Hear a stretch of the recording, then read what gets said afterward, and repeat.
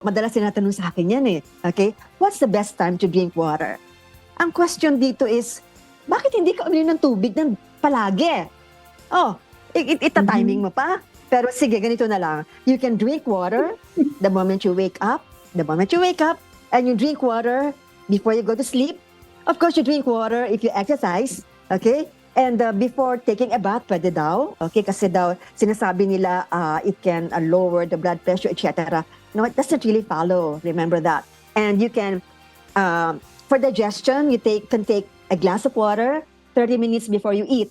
Pero, yan timing na yan, pag kumakain ka, pwede ka naman uminom ng tubig together with it. You know why? Especially pag may edad na, the tendency for you to choke. Nako, uminom ka na ng tubig. Yung mga matatanda, yung mga senior citizen na, dapat laging naka-ready yung tubig sa tabi habang kumakain. Kasi very dry na yung throat, very dry na yung esophagus. Yung pagkain pwedeng bumara.